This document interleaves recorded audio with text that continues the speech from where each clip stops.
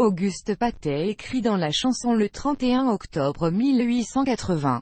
Galerie des chansonniers. Émile Carré. La chanson de concert a des détracteurs nombreux. Et il faut avouer que la plupart des critiques qu'on lui adresse sont justifiées. Le sans-gêne avec lequel les fournisseurs attitrés des cafés chantants traitent le bon sens et la grammaire contribue à discréditer un genre qui a sa raison d'être, et qui, mieux entendu, pourrait exercer une bienfaisante influence. Tous les chansonniers de concert ne suivent pas, fort heureusement, la route mauvaise. Il en est qui, sans répudier la forme gaie, s'étudient à mettre dans leur couplet une correction suffisante et quelque ingéniosité. Émile Carré est de ceux-là. Né à Montreuil-sous-Bois le 4 mars 1829. À 15 ans, il rimait déjà très proprement des chansons qui faisaient les délices des goguettes de la banlieue. En février 1848, Émile, qui avait pris part à la Révolution, s'engagea dans la garde mobile, où il fut nommé officier, grâce à une chanson patriotique que chantaient tous les bataillons de soldats citoyens, mis en non-activité lors du licenciement de la mobile. Carré, croyant à sa vocation pour le métier des armes, se fit incorporer au 39e régiment de ligne. Il y fut bientôt mal noté pour avoir chansonné les ridicules de certains de ses chefs, et pour avoir collaboré à la rédaction de plusieurs journaux des villes de province où il se trouvait en garnison. Il n'en devint pas moins sergent-major, et c'est avec ce grade qu'il fit la campagne de Crimée, amusant son régiment par des chansonnettes. Il publia la Faridondaine et le chant du siège dans le journal de Constantinople, et composa devant Sébastopol, en pleine tranchée, des couplets. Pourquoi n'en ririons-nous pas? Que donnèrent plusieurs journaux, l'Illustration entre autres, et que toutes les histoires de la guerre d'Orient ont recueilli. Rentré en France avec son régiment, Émile Carré eut la douleur de se voir rétrogradé au tableau d'avancement et s'en prit d'abord à l'antipathie de l'inspecteur général Forêt. Mais apprenant bientôt que de mauvaises notes avaient été fournies contre lui par quelques-uns de ces officiers qui ne pardonnent jamais à un inférieur de les dominer par l'intelligence,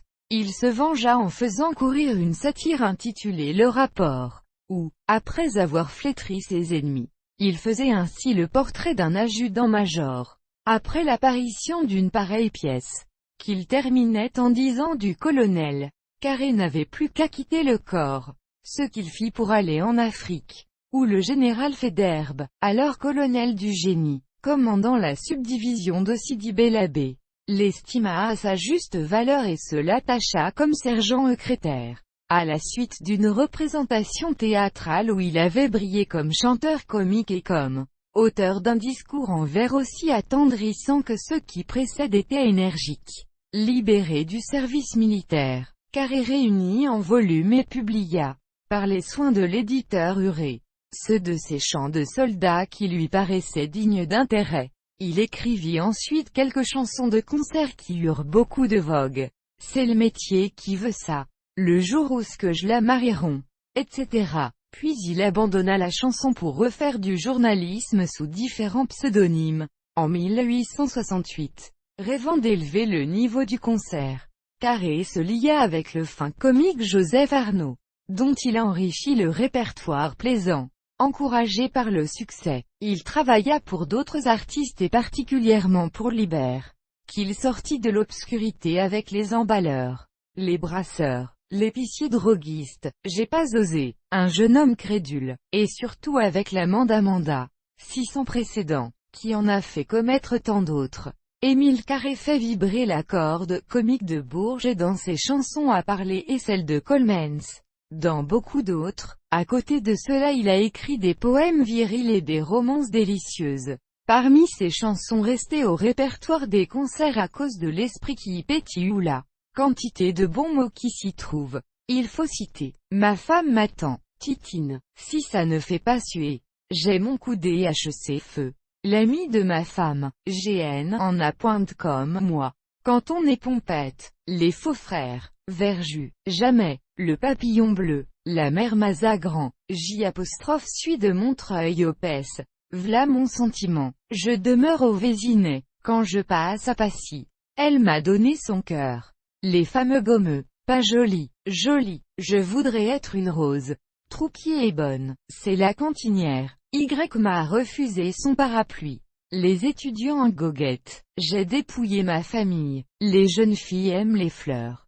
Galoub est le conférencier. Les conférences de Bariolé. Le sans-cœur. Tu fais de la peine à ma sœur. J'éprouve un petit soulagement. Le nom de Clodomir. Histoire d'en causer. Pour avoir la paix. Tout ce bagage, sans doute, ne constituerait pas pour Émile Carré un titre suffisant au suffrage de l'Académie.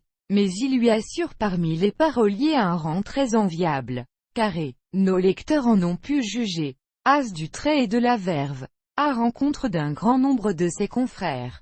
Il est prime sautier, et se garderait bien de s'adjoindre un collaborateur ou de prendre modèle sur les chansons des autres pour composer les siennes, indépendamment du cachet d'originalité qui leur est propre. Les sujets qu'ils traitent ont d'ordinaire l'attrait de la nouveauté. C'est là un mérite rare et qui justifierait l'admission d'Émile Carré dans notre galerie biographique, s'il n'avait à cet honneur les titres incontestables qui ressortent de l'examen de son œuvre.